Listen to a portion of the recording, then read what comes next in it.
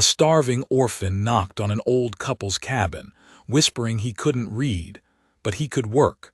What happened next would break and heal hearts across the valley. The snow hadn't melted since November. March came with winds that howled through the trees like wolves looking for a kill.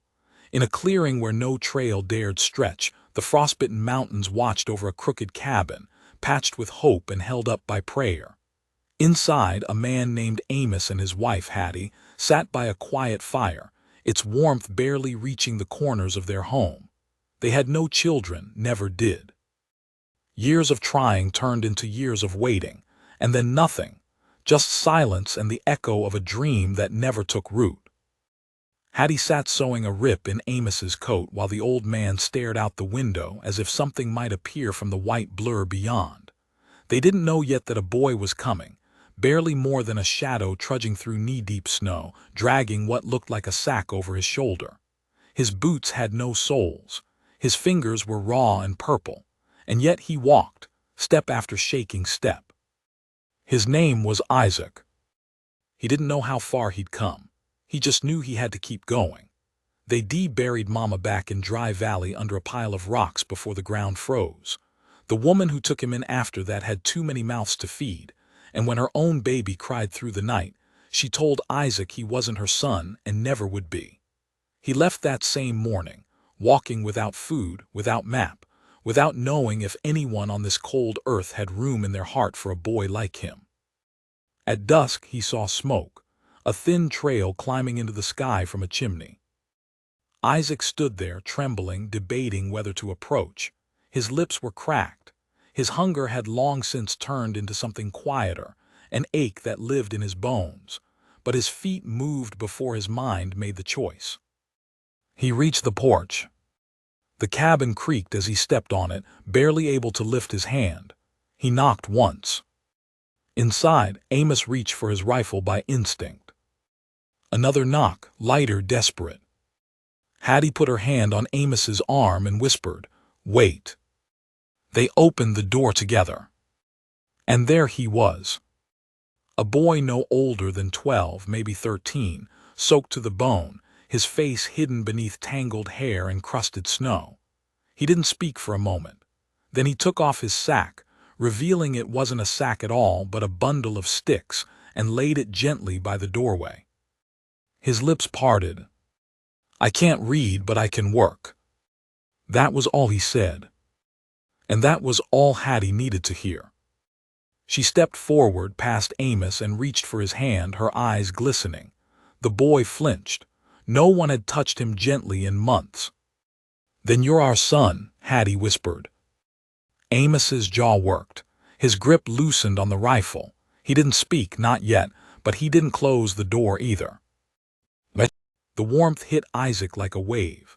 The fire, the smell of old wood, the soft crackle of logs.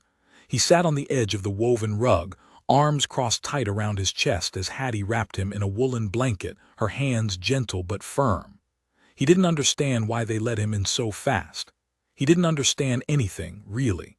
Just that for the first time in months, someone saw him and didn't look away. Hattie poured warm broth into a chipped bowl and set it before him. Isaac stared at it, unmoving. Amos finally spoke, "Eat, boy." Isaac obeyed. He didn't slurp or spill. He cradled that bowl like it held more than soup, like it held forgiveness. Halfway through, he stopped to breathe. Hattie crouched beside him, brushing a wet lock from his forehead. "What's your name?" she asked. "Isaac." "That's a strong name," Amos said, voice lower now, more gravel than thunder. Hattie smiled. "I'm Hattie, this here's Amos. We don't got much, but we got enough to share. You keep bringing wood like that, you'll earn your keep by spring." Isaac nodded, spoon trembling in his grip. "And we don't expect nothing more than respect, obedience, and honesty," Amos added. "You do your part and you'll be treated like family. You understand?" Isaac nodded again. "Yes, sir." He hadn't called anyone sir in a long time. That night he slept by the fire. Hattie placed another quilt over him when she thought he'd drifted off. But Isaac didn't sleep. He lay there, staring into the flames, afraid if he shut his eyes, this place might disappear. By the end of the week, the snow thickened, but so did the bond between them. Isaac chopped wood like his life depended on it. Every morning before the rooster crowed, he was outside with an axe nearly as tall as him.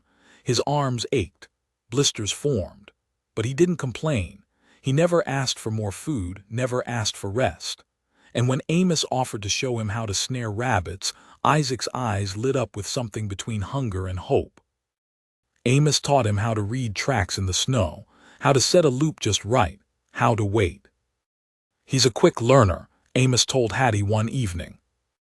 She smiled, threading her needle. "He's a boy who's never been given a chance before." But something dark still lingered in Isaac. A flinch when someone moved too fast, a twitch at loud sounds. He still didn't talk much, and he never asked questions. Until one day, when Amos handed him a small leather-bound book and said, "Wanna learn to read?" Isaac stared at it, hands frozen midair, then shook his head. "No, sir, I don't want to waste your time." Amos frowned. "It ain't a waste if it helps you grow." Isaac hesitated. "Last time someone tried to teach me, they hit me, said I was stupid." Amos looked at him hard, then placed the book gently on the table. "You ain't stupid, son. You just been lied to." That word, son, it stuck in Isaac's throat like a lump. That night he opened the book on his own. The days rolled forward, ice melted on the roof. Spring teased the trees with tiny buds, and Isaac, though still quiet, began to bloom. He smiled once when Hattie burned the biscuits and blamed it on Amos's singing. He laughed, just once, and it sounded like something forgotten and precious. He started asking questions, about birds, not stars. He started calling Amos Papa, and Hattie Mama. But peace doesn't last in the wild, not when secrets blow through the trees like ghosts waiting to return. One afternoon, as Isaac was hauling water from the creek, two riders passed on the ridge. They slowed their horses, stared too long, and moved on without a word. Isaac felt it, the way their eyes lingered, the way one of them turned back just for a second. That night he didn't sleep again. The next morning, Amos went to check the traps but didn't return by dusk. Isaac volunteered to go look, but Hattie wouldn't let him. An hour after sundown, there was a knock at the door. Isaac ran to open it. But it was Amos. It was one of the riders from the ridge. Smiling, holding Amos's hat. Isaac stood frozen, his hand still clutching the latch, Hattie just behind him. The rider before them wasn't covered in snow like a man lost in the woods. No, he looked freshly arrived, too clean for the season, too dry for someone who claimed to have just found a hat. It was Amos's hat. The worn brim, the faint stain on the side where Hattie had spilled stew and never could get it out. Isaac's eyes locked on it, and everything inside him tensed. The man smiled again, teeth too white, too even. He had a gray mustache trimmed too neat for a working rancher, and he leaned on the doorframe like he was waiting to be invited in. "Evenin'," he said smoothly. "Y'all missin' somebody." Hattie stepped forward. "Where did you find that?" The man raised his brows like he was amused by the tone. "Found it hangin' on a low branch maybe half a mile north. Thought it might belong to someone nearby. Fella wasn't around, though, just the hat." Isaac took a slow step back from the door. His voice cracked as he asked, "Did you see blood?" The man's smile dropped just a little. "No," he said, "just the hat." Isaac didn't believe him, and he could tell the man knew it. Before Hattie could speak again, Isaac grabbed his coat from the peg and ran out the back. "Isaac," Hattie shouted after him, but he didn't stop. The forest swallowed him fast.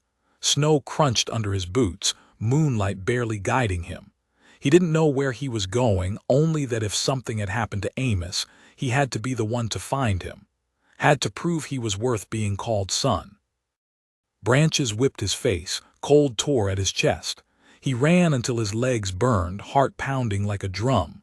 Then he stopped and listened. Nothing but the trees breathing in the wind. He turned, started calling out in a whisper, afraid of drawing attention but terrified of silence. "Papa, Papa." No answer. Then a groan. To his left, downhill. Isaac stumbled toward it, nearly sliding on a patch of ice. He fell hard, palms stinging as he braced himself. He got up fast, blinking snow from his eyes.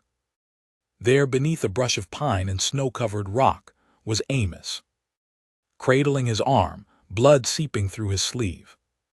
Isaac cried out, scrambling down to him, "Papa, you okay?" Amos opened one eye. "Took you long enough," he muttered, voice gravelly but alive. Isaac dropped beside him, tears already streaming. "What happened? Who did this?" "Snare line got cut. Trap was tampered with, didn't see who. Stepped into something sharp, fallen back. Banged my head, laid here a spell." Isaac pressed his coat around the wound. "We gotta get you home." Amos grunted. "You find your way through this dark. I'll never call you lost again." Together they moved. Slowly, painfully. It took most of the night, Isaac supporting the bigger man with sheer will and a boy's stubbornness. By the time they reached the cabin again, dawn was smearing pink across the snow. Hattie was on the porch, shawl around her shoulders, lantern in hand. When she saw them, she screamed Amos's name and ran. She threw her arms around both of them, sobbing. "I thought I lost you," she whispered into Amos's shoulder. He grunted, "Almost did, but this boy, he found me." She looked at Isaac, her hands cupping his cold cheeks. "I knew you'd come back." But as they helped Amos inside, Isaac noticed something. The stranger was gone. And he hadn't come alone. By noon, Amos was bandaged and resting. Hattie brewed tea, though her hands trembled as she did. Isaac sat near the door, eyes fixed out the window. Every shift of a tree made his stomach twist. "Who was that man?" he finally asked. Hattie hesitated. "Don't know, but he wasn't just passing through." Isaac nodded. "There was someone else, the second rider." Hattie looked at him sharply. "You saw him again?" "No, but the tracks. When I ran into the woods, I saw 2 horses, one heavier than the other." Amos, lying with his arm in a sling, added, "I smelled tobacco when I reached the trap line. The snare didn't fail, it was sliced." Isaac's throat tightened. "You think they were looking for me?" Silence fell. Then Hattie said quietly, "Why would they?" Isaac's face crumpled. He turned to the fire. "I ran from someone," he admitted.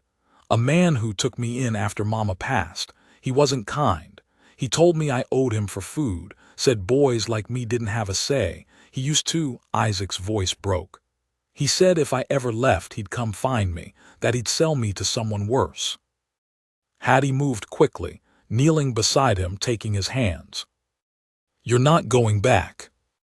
"But what if they come for me?" "They'll have to go through me first," Amos called from the bed.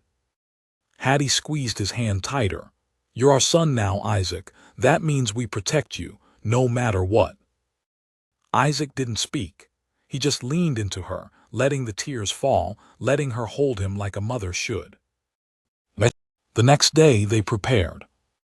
Isaac helped board the windows. Amos, still weak, gave orders from the chair. They reinforced the door, checked the traps, loaded the rifle. Isaac made a point to sharpen every tool in the shed just in case. His hands were still trembling.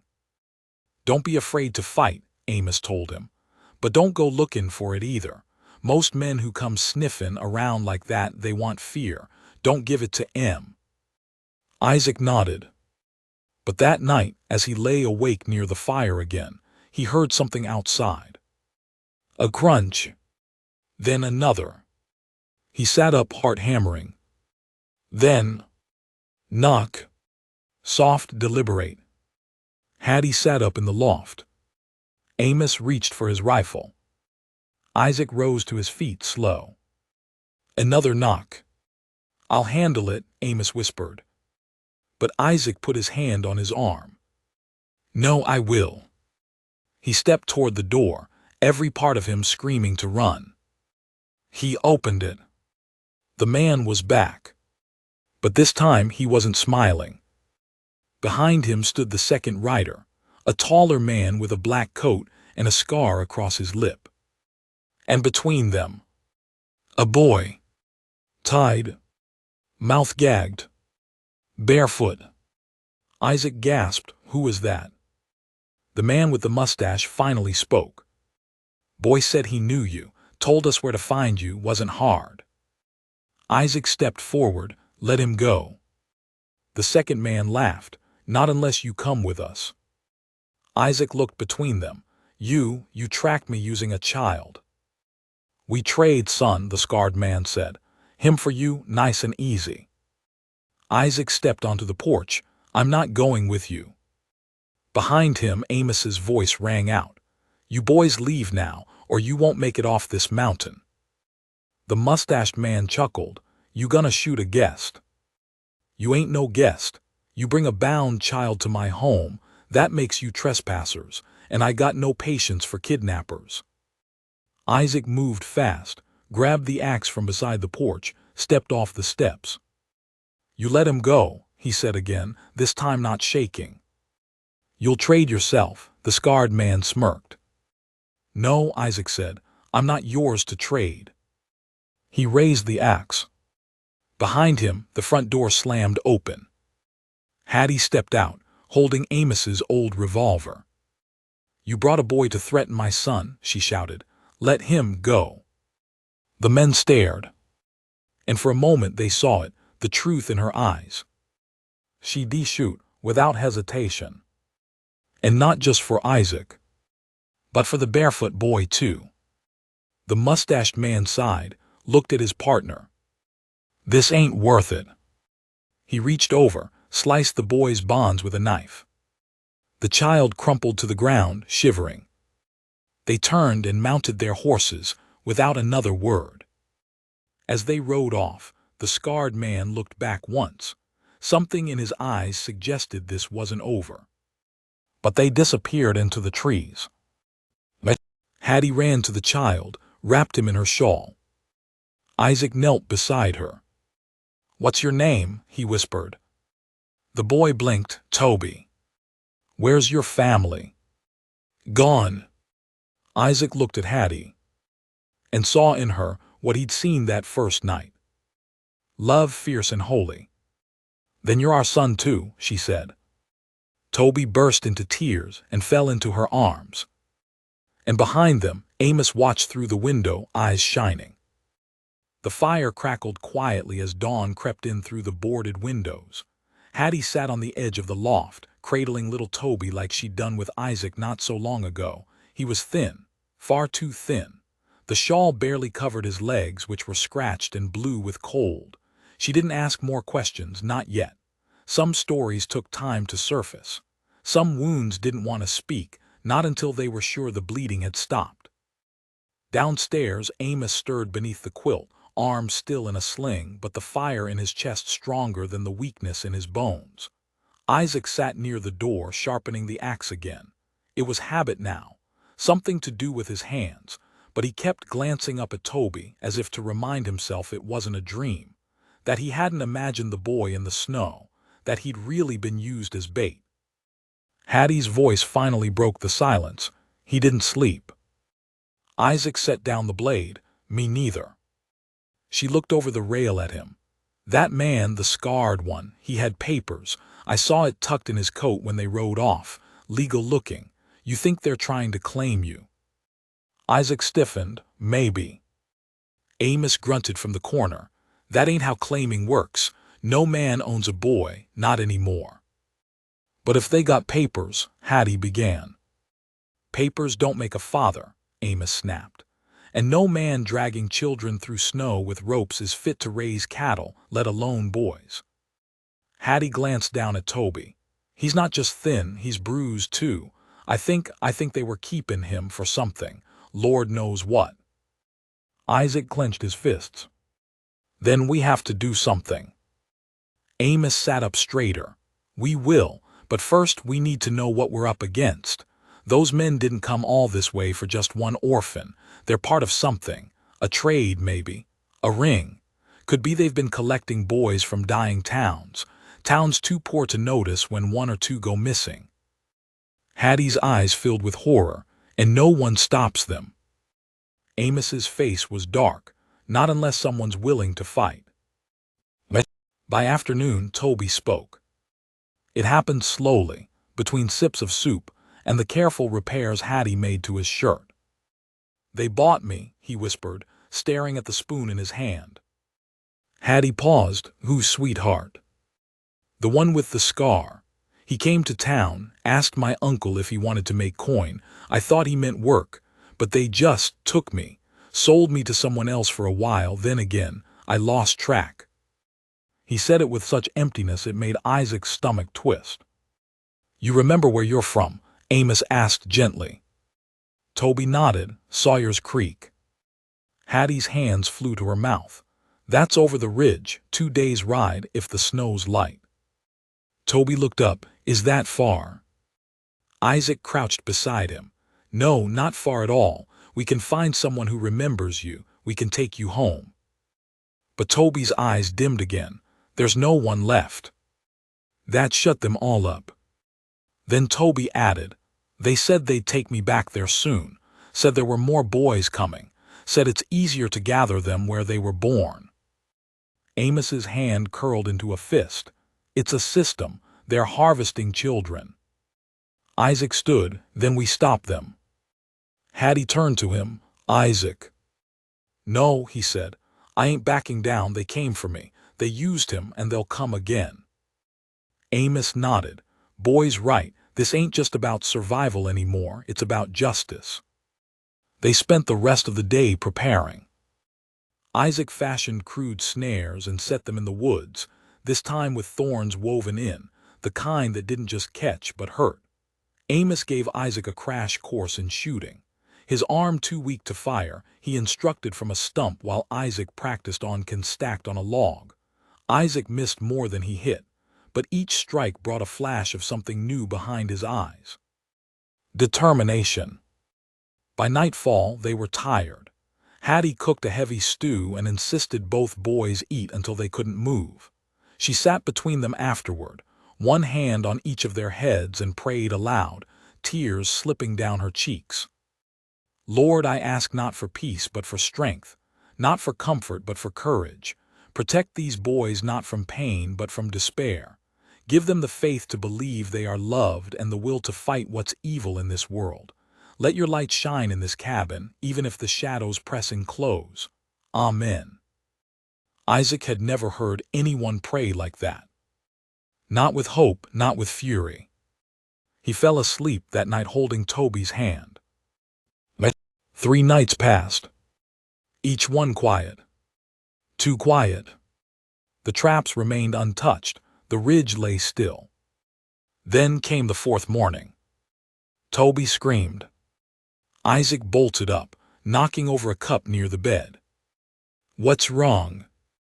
Toby was pointing to the window. I saw him, the one with the scar. He was in the trees. Amos jumped to his feet, wincing as he grabbed the rifle. Isaac ran to the window, heart hammering. Nothing. But then, a flicker of movement just beyond the shed. A figure. And then gone. They're here, Amos muttered. Hattie pushed the boys behind her. We lock the doors, bar the windows, stay close. But Isaac shook his head. No, that's what they want, to box us in, make us scared. Amos gave him a long look. What are you suggesting? Isaac took a breath. We set a trap. It was simple. Too simple, Hattie thought, but maybe that's why it worked. They left the front door ajar, left boots scattered, let the fire die low to suggest absence. Meanwhile, the real battle lines were drawn in the trees. Isaac led Toby to a hollow stump behind the cabin and told him to stay hidden. If I don't come back, wait for Mama. She'll find you. Don't make a sound, you hear me?" Toby nodded, tears in his eyes. "Don't go." "I'll be back," Isaac promised. "I'm not leaving you." Then he turned and crept back through the trees to where Amos waited. They didn't have long to wait.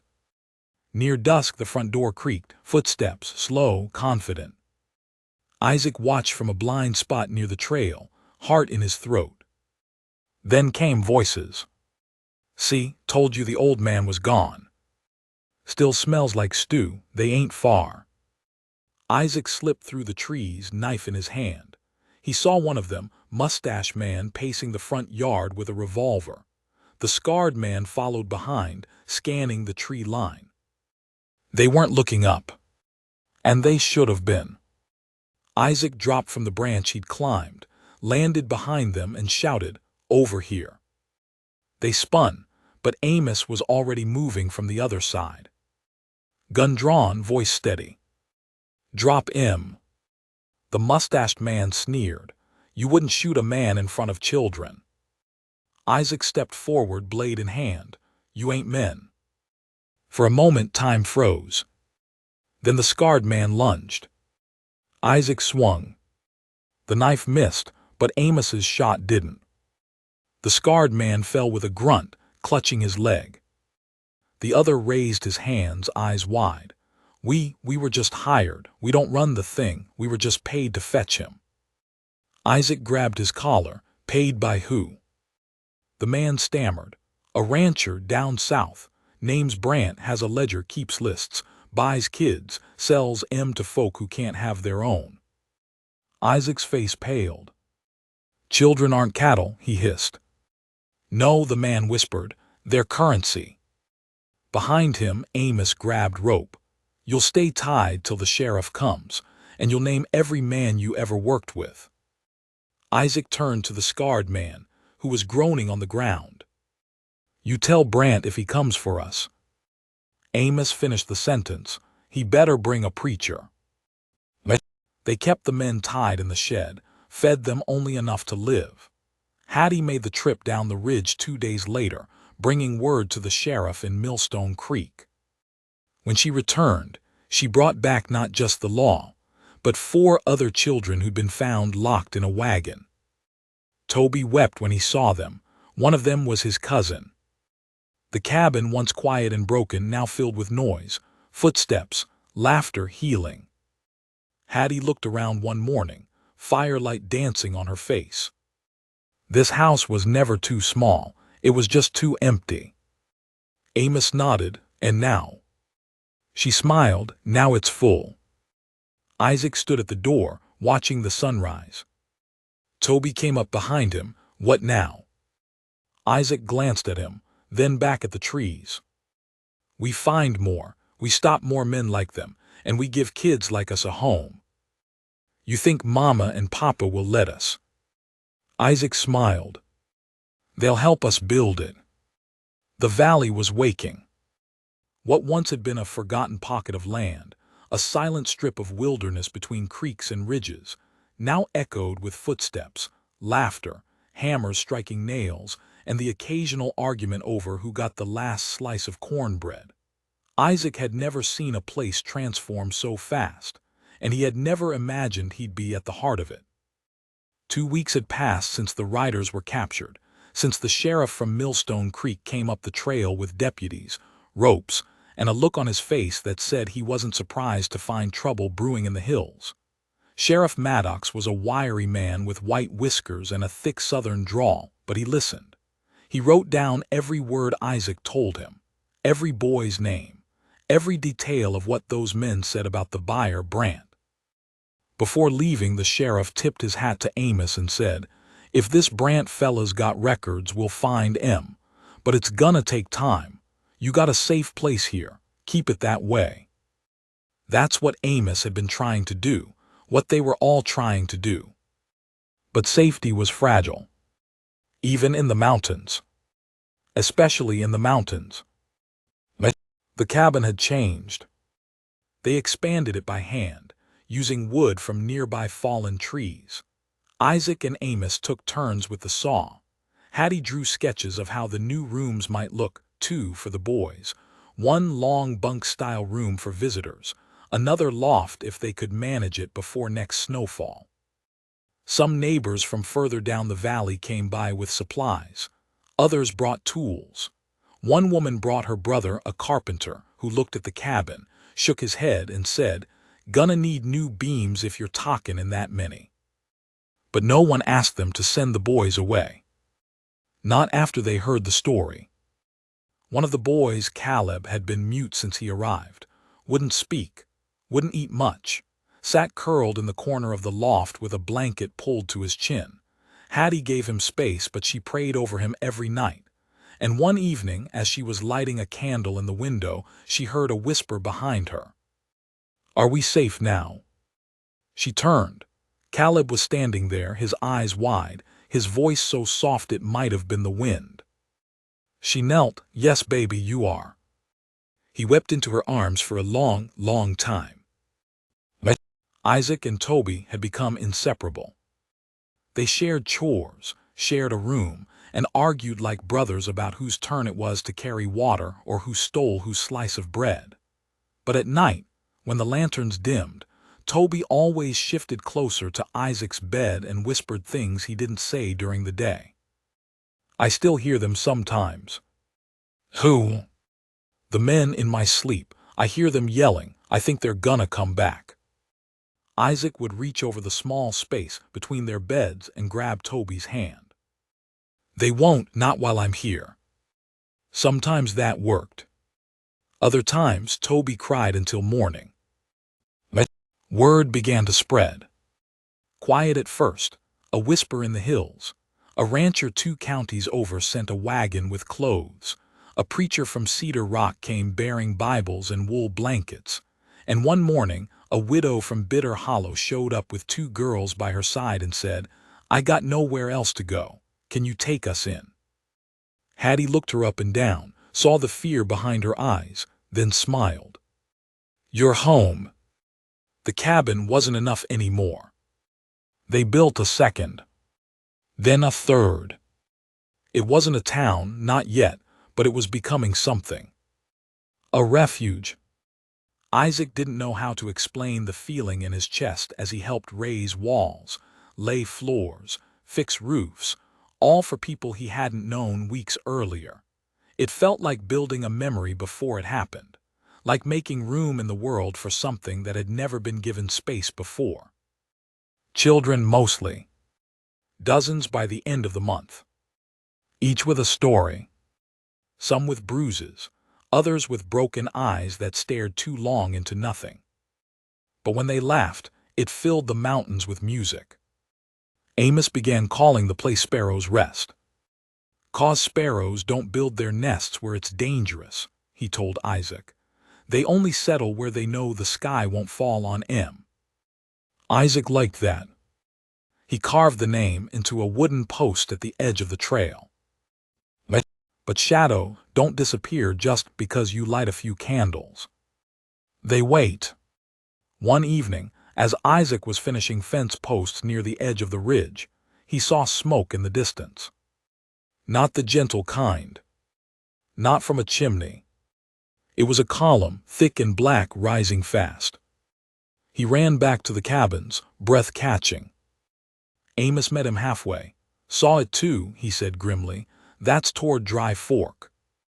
"You think it's them?" "Only one way to know." They saddled up by dusk. Amos couldn't ride long yet, so Isaac went with the carpenter's brother, Saul, a quiet man with hands like shovels and a scar across his temple. They didn't talk much as they rode, just listened to the trees, the wind, the crackle of far-off fire. They arrived at Dry Fork near midnight. What was left of it? A single homestead still smoldered. The barn had collapsed. The house's roof was gone. Ash blew across the yard like snow. And in the yard, nailed to a post, was a note. Isaac pulled it free. Saul lit a match. The paper was stained and crumpled, but the message was clear. "Return the boy, or the next fire comes for Sparrow's Rest." They were being watched. followed. The sheriff was too far, the town too small. They were alone up there. The next morning, Isaac gathered the boys, the older ones, and told them the truth. Toby sat in the middle of the circle, jaw clenched. "They want me." "No," Isaac said. "They want us afraid. They want us to think we can't fight." "We're just kids," one boy whispered. "No, you're survivors. You're fighters. Every one of you's walked through fire already. We just gotta hold the line now." Amos added, "No one's leaving. No one's being handed over. You boys want to help, learn, train. We'll show you how to keep this place safe." And so began the long days of teaching. Isaac taught snares and signals. Amos taught shooting and patrol. Hattie taught first aid. The cabin became more than a home. It became a fortress. A quiet army was forming. Not for vengeance, but for protection. For the right to exist. Then came the night the riders returned. Not two this time. 5. They came through the trees like shadows, just as the sun dipped behind the ridge. Isaac spotted them from the lookout post near the creek. He didn't panic. He signaled. One long whistle, one short. The boys scattered, doors barred, lamps doused. Amos met Isaac with a rifle in hand. "We ready?" Isaac nodded. "We have to be."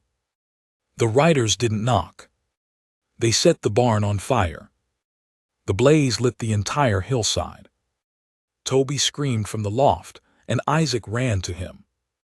"We're okay," he said. "We're ready." Outside, Amos fired a warning shot into the air. The riders paused. Then one of them called out, "You've got something that doesn't belong to you." Isaac stepped out into the light of the fire, face hard as stone. "You mean a child?" The man dismounted. "You're brave, I'll give you that." Isaac raised the rifle. "You want him. You'll have to go through every soul on this ridge." The man smiled, then whistled. From the trees, more horses emerged. 8 now. Maybe 10. Isaac's stomach sank. But he didn't move. And then, a horn blew from the north trail. Isaac turned. A group of riders was coming up fast. Not bandits. Not enemies. Sheriff Maddox at the front, deputies behind. "They rode all night," Hattie whispered from the porch. "I sent word with Saul 2 days ago, said I had a feeling." The bandits saw the sheriff's badge glinting in the torchlight. Then they ran. All but one. The leader. He turned and raised his hands, grinning like the devil. "Guess this ain't over." Sheriff Maddox dismounted, cuffs ready. "Oh, I think it is." By dawn, the fire was out. The barn was gone, but no one was hurt. And for the first time since Isaac arrived, he felt it. Not just safety. Not just shelter. Victory. Sheriff Maddox stayed for breakfast. They talked long. He said Bran had been arrested 2 days earlier, his ranch searched, records seized. Dozens of names, transactions, a whole network of buyers and sellers exposed. "It's gonna take months to clean it all up," Maddox said. "But your name, son, it's on every report. You boys, you helped crack the thing wide open." Isaac didn't know what to say. So he just nodded. And later, when Maddox rode off again, Isaac stood at the trail's edge, Toby beside him. "You think it's really over?" Toby asked. Isaac took a long breath. "No, but I think we're winning." The smoke lingered for 2 days after the barn burned. It clung to the trees, soaked the clothes on the line, even crept into dreams. Isaac could still smell it when he lay in bed at night, curled beneath a quilt Hattie had sewn from scraps, each patch a piece of someone's past. The barn was gone, but they were all still here.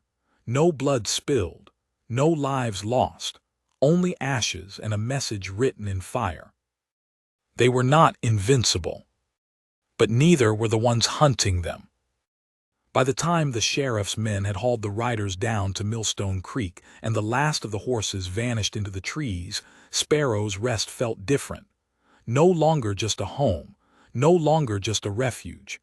It was becoming something else, something more permanent, a stand. Still, peace didn't return overnight. The children, some of them barely more than toddlers, woke screaming. Others wouldn't leave their beds unless Isaac came to walk them out.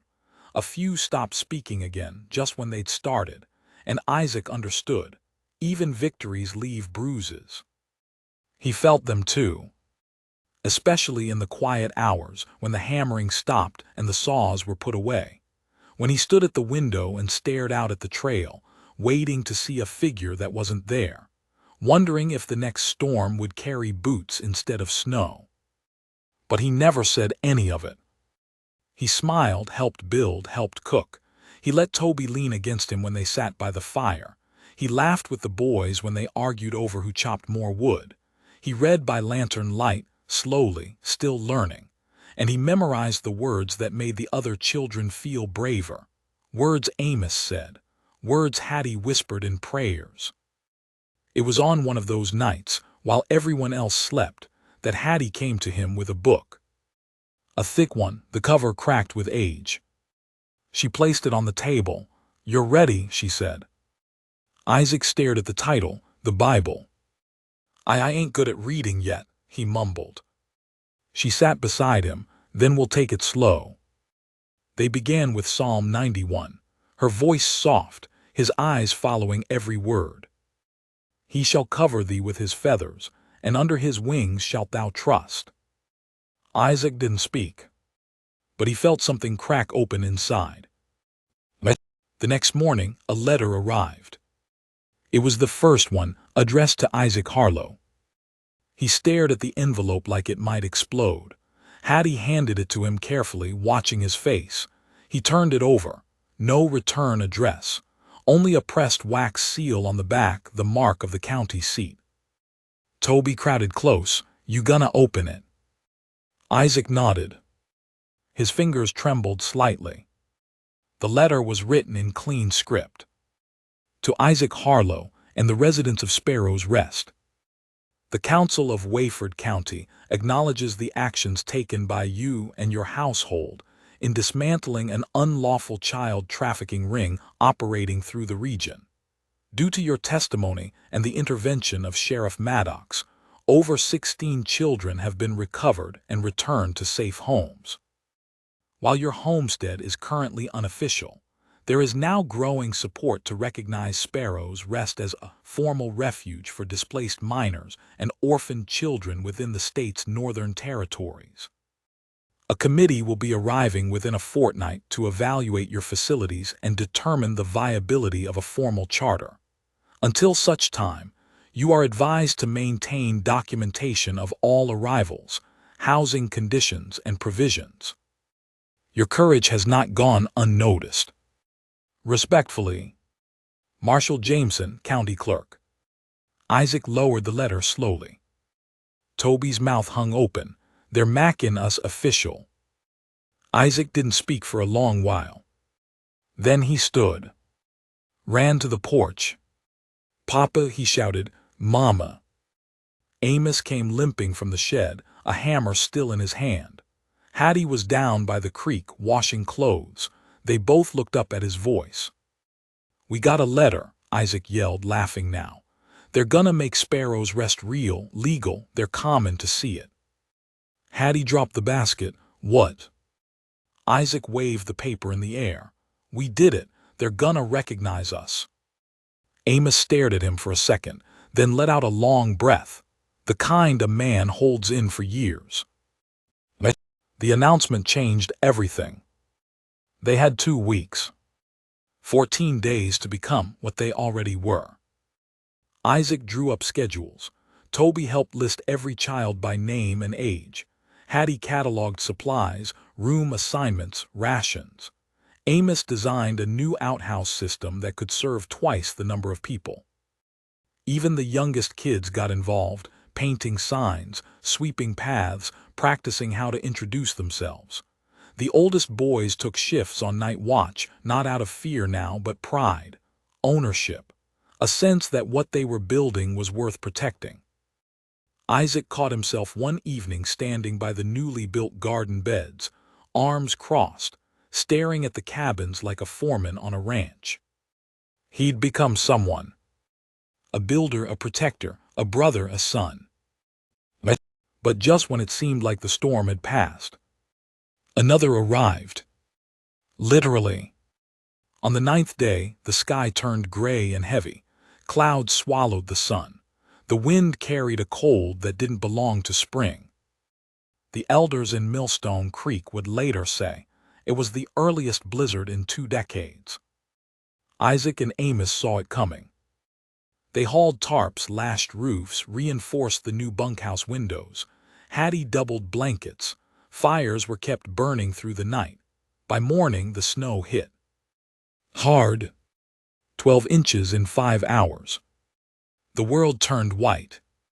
Travel became impossible. The trail disappeared. The food stores, already thin from feeding 30 mouths, now became sacred. Isaac took half rations before anyone else did. Amos, coughing in his sleep, refused broth unless the youngest ate first. Toby grew pale again. Hattie barely slept. On the 4th day of storm, a beam collapsed in one of the smaller cabins. No one was hurt, but the shelter was lost. The children inside were moved into the main house. It became cramped, stifling. Some began to whisper. What if the committee never made it? What if they died up here? Isaac silenced those voices when he stood on the hearth and spoke in front of the fire. I've walked this mountain hungry. I've slept under snow. I've buried my own mother with my bare hands, but I didn't give up then, and I'm sure not giving up now. This place is God's answer to all our prayers, and He didn't bring us this far to abandon us now. We just hold on. They did. For 2 more days. Until the food ran out. Isaac offered to go. No, Amos rasped, you'll get lost. I know the trail better than anyone. I can make it down, the storm's thinning. Hattie shook her head, but Isaac grabbed her hands. They need me to try, just give me the list. I'll bring what I can. She wept quietly, then pressed a satchel into his hands. Before he left, he kissed Toby's forehead. I'll be back. Toby didn't let go of his coat. You promise? Isaac nodded, with all I've got. He left just after dawn. The trail was mud in some places, snow in others. He carried only a rope, a knife, and a broken compass Amos had given him years ago. Don't trust it, Amos had warned. But sometimes having one helps you feel less lost. The wind howled. Ice stung his cheeks. But Isaac moved. Step after careful step. He slipped once on a slope, cut his hand on a rock, lost his scarf in a gust. But he didn't turn back. Couldn't. Every face waiting in that cabin burned behind his eyes. He reached Millstone Creek just before dark. Collapsed at the sheriff's office steps. They carried him in. He awoke to warmth, the smell of coffee, voices. Boy came through that storm like a ghost, someone said. Could barely speak, but shoved that supply list into my hands like a soldier. Isaac forced his eyes open. Sheriff Maddox stood over him. You're a fool, son. Isaac smiled weakly. Had to be done. The sheriff patted his shoulder. Well, you're in luck. The committee's here. Came early. They'll be riding up with us come morning. Isaac sat up. You're common. Maddox nodded. You think I'd let you face another storm alone? They rode out at sunrise. 5 supply wagons. 3 armed deputies. 2 council members. And Isaac still bandaged but alive. When they crested the final ridge into Sparrow's Rest, the sun broke through the clouds for the first time in a week. And what they saw made them stop. Dozens of children standing in rows. tattered clothes, thin arms, but proud. Behind them, cabins repaired, a chapel halfway built, paths cleared, snow shoveled into walls like makeshift barriers. A village built by hands no one thought worthy. The youngest girl stepped forward and said in a trembling voice, "Welcome to Sparrow's Rest." The woman from the committee burst into tears. That night they feasted. Food from the wagons, laughter echoed through the trees. The older children showed their books, their chores, their bunks. The council asked questions. The sheriff made promises. And Isaac, sitting beside Amos, looked out at the firelight dancing on faces he loved.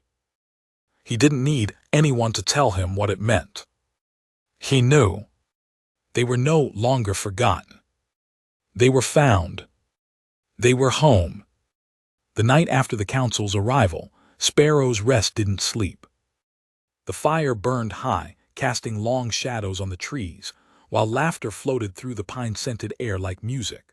For one night the children were just children, no longer orphans, no longer survivors. They danced barefoot on packed snow, clapping hands and sharing stories. Even the quiet ones, the ones who hadn't spoken in weeks, managed smiles. Isaac watched it all from a short distance, arms crossed, leaning against one of the new beams in the community lodge they were halfway through building. He barely recognized the place. It had only been weeks since he arrived on the cabin steps, shivering and silent. Now, this was a village, a family, a place stitched together by hardship and held with nails of faith. The council members were still inside the main cabin reviewing documents. Amos had gone in with them after supper, hat in hand, wearing his best shirt, though it still had a tear in the shoulder. Hattie was pacing between rooms serving tea and answering questions. Toby was asleep already, curled on Isaac's cot with his arms wrapped tight around a hand-carved wooden horse someone from town had whittled for him. Isaac glanced at the fire again, where Saul and two of the older boys were teaching a hymn to the younger children. He should have felt proud. Instead, something cold settled in his gut. It wasn't fear, not exactly. It was expectation. Like a wind before thunder. A storm that hadn't yet announced itself. And when the door behind him creaked open and Amos stepped outside, one look at his face told Isaac he wasn't imagining things. "They liked what they saw," Amos said, "but there's a problem." Isaac straightened. "What kind?" "They found out about Brant's ledger." "What about it?" Amos handed him a folded piece of paper. "Your name was in it." Isaac opened it with shaking fingers. It was a list, a long one, names, dates, numbers. Next to his name, unsold, escaped, dangerous if trained. Isaac stared at the word unsold like it was a knife. They put a price on me." Amos nodded slowly, but never claimed it, probably still had plans. Now the council's worried there'll be retaliation, especially if Sparrow's Rest gets official recognition.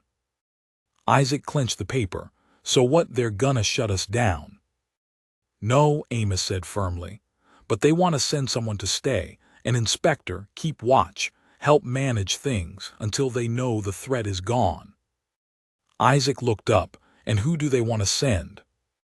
Amos hesitated. "Someone from the capital, a woman, name's Evelyn Crane, stern, strong, been overseeing orphanage matters for years. She arrives in 5 days." Isaac's shoulders tensed. "We don't need some stranger coming in and telling us how to take care of our own." "I know," Amos said, "but if it means Sparrow's Rest gets protection, we give her a chance."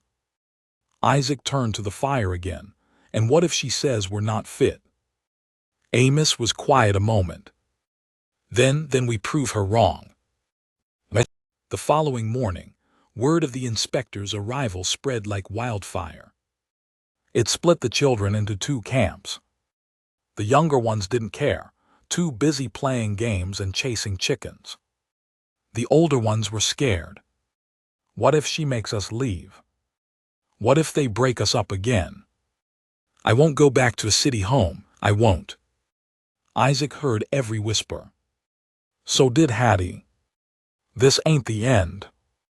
No, Isaac agreed, it's just the beginning. The man turned and rode away. That night the storm came again. But this time it was only snow. Inside the cabin, the fire burned warm. Toby sat on Isaac's lap, the messenger boy. Micah curled on the rug with a blanket wrapped tight. Hattie hummed in the kitchen. Amos snored in the corner. Isaac stared into the flames and whispered, "Mama, if you're watching, I'm okay. You gave me enough light to find my way, and now I'm giving it to them."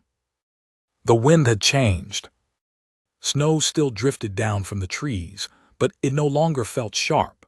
Spring was testing the edges of the cold, peeling back the gray sky a little more each day. The logs on the fire popped with gentler cracks, and the sound of hammers resumed as repairs began on what little damage the enemy had caused. But something else had changed too. Sparrow's Rest had tasted war and won. And though none of them said it outright, there was a quiet understanding among the children now. They were no longer waiting to be saved. They were saving each other. Isaac moved through the village with a limp from a fall he'd taken chasing after one of the fleeing riders. It wasn't bad. Hattie fussed over it like it was, but Isaac didn't mind the attention. He'd never been doted on before. Never had someone brush his hair back and press a kiss to his temple, saying, "You're brave, but you're not invincible." Toby followed him everywhere now. He refused to sleep unless their cots were pushed side by side, refused to go to bed unless Isaac whispered something funny first. "Tell me again," he'd say every night, "what that man's face looked like when we all stepped out with slingshots." And Isaac would grin, like a weasel that tripped into a church pew. Toby always burst into giggles, and for a few minutes they were just boys again. Evelyn Crane arrived 3 days later. They'd forgotten she was coming.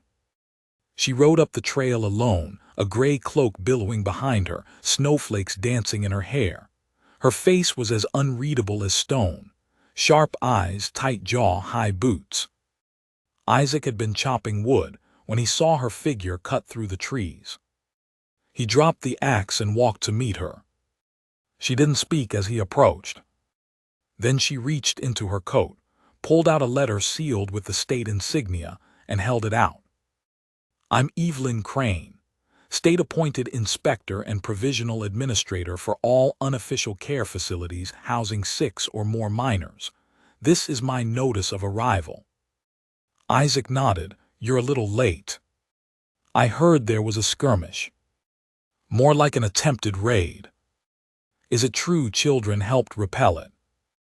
Isaac didn't answer right away. Then, "Yes, ma'am." She tucked the letter back into her coat. "Show me around." The tour lasted 2 hours. She said little. Asked much. How were food stores counted? Where was medicine kept? Were the children registered? Were there punishments? Where did the boys sleep? How were disputes handled? Amos answered most of them, back straight, voice steady. Hattie filled in the rest, though she nearly dropped the stew ladle when Evelyn demanded to see the medical ledgers. Isaac stayed at the inspector's side the whole time. At one point, she paused by the memorial post in the center of the village, a wooden beam engraved with the names of the first 5 children who had died trying to escape Brant's men in other places. No bodies, just names. Their memory honored. She stared at it for a long time. Then whispered, "My sister's name was Anna. She never came back from her first placement. Mama never found out what happened." Isaac didn't know what to say. He just stood there with her. After a while she walked on. That night she sat by the fire while the children sang. She didn't smile. But she didn't scowl either. When the song ended and everyone shuffled off to bed, she called out, "Isaac Harlow, come sit."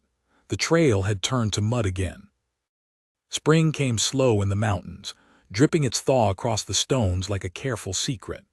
Buds pushed through the frost, birds returned in song, and smoke from the chimneys of Sparrow's Rest rose not out of survival anymore, but out of comfort. There was stew on the fire every evening, children laughing before dawn, and laundry flapping like flags of peace along the clotheslines Hattie had stretched between birches. But Isaac never stopped watching the tree line. Not after Maddox's warning. The man who escaped, no name, just a shadow now, had become more than a threat. He was a question no one could answer. Had he really come north? Was he still hunting Isaac? Would he risk another assault, even after the last one failed? Isaac didn't know. But he remembered what Amos once told him. It's not the wolves you see that get you. It's the one that waits till the night you forget to lock the door. So he stayed vigilant, kept the watch rotations tight, refused to go anywhere without his rifle even when walking with Toby, and still days passed, then a week, then two. Nothing came. Until the night the storm rolled back in. The clouds had crept in strange that evening, low, like bellies of smoke sagging just above the ridge. Rain followed, but not loud. Gentle, eerie, steady. The kind of rain that made the lanterns flicker and the wind play tricks with the corners of the mind.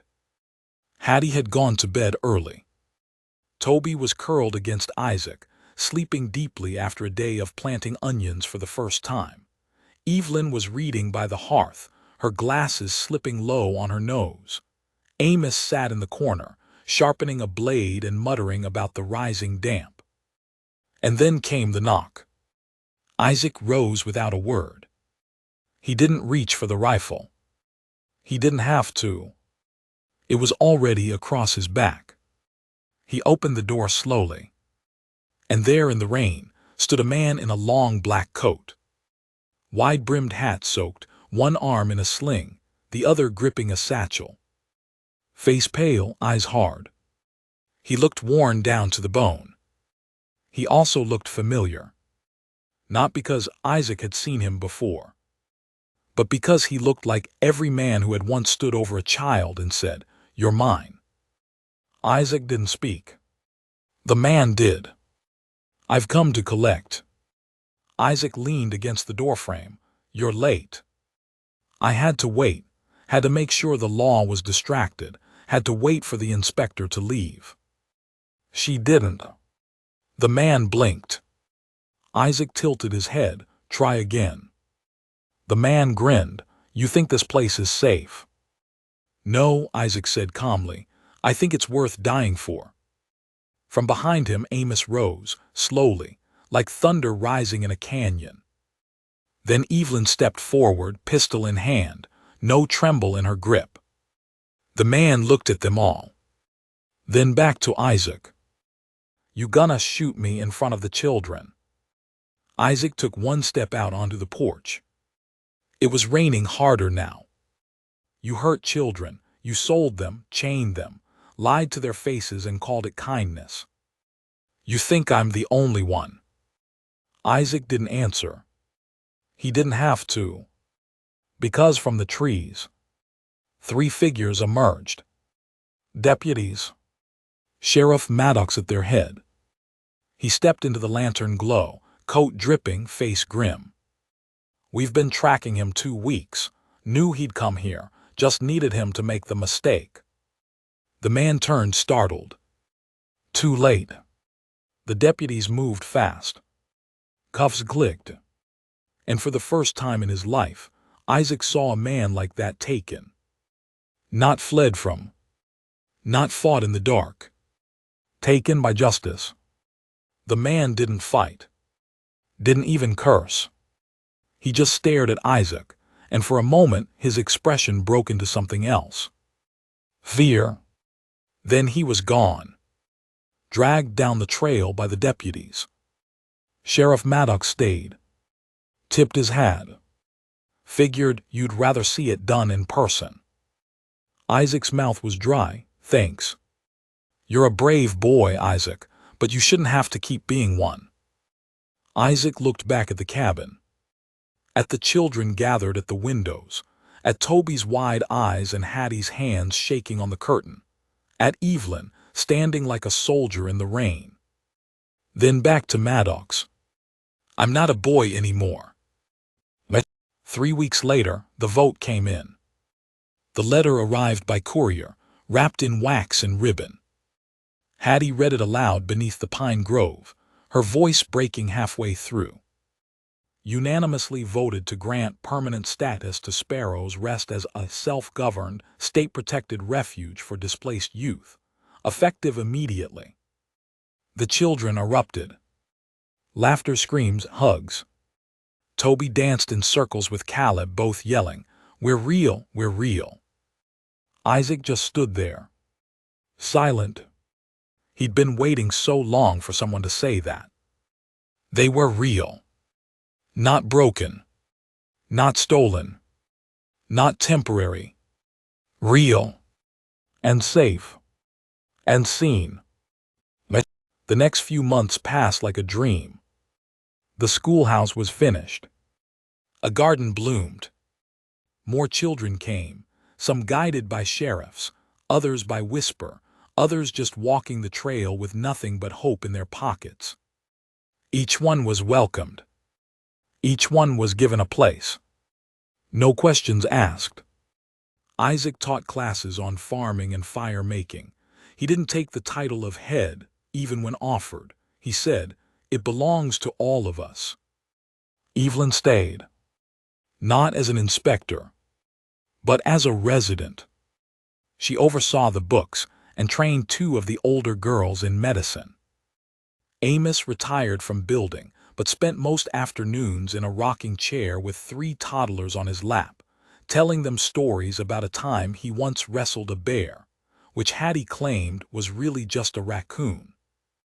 And Hattie, she became Mama Hattie to every soul who stepped onto their land.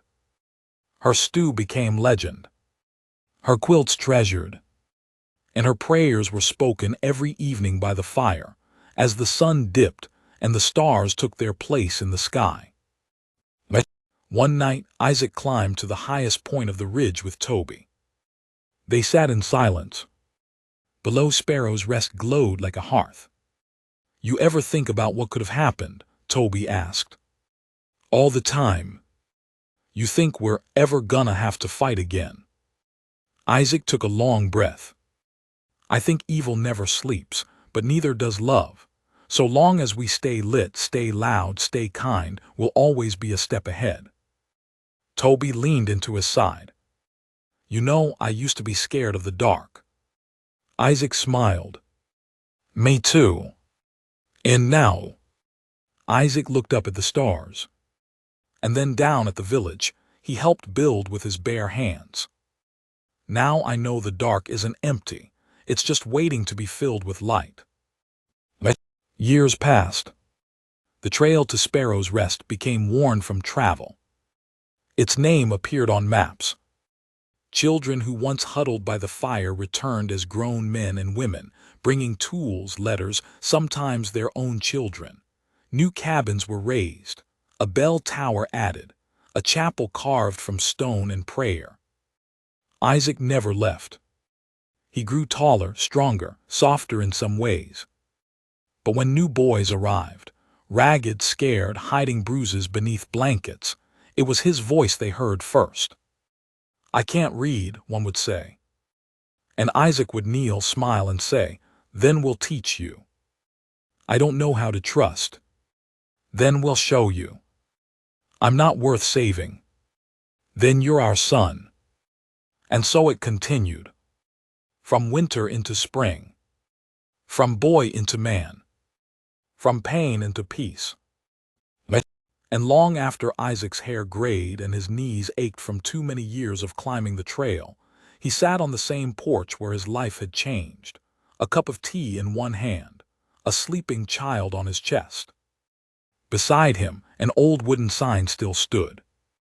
Its letters faded, but still readable.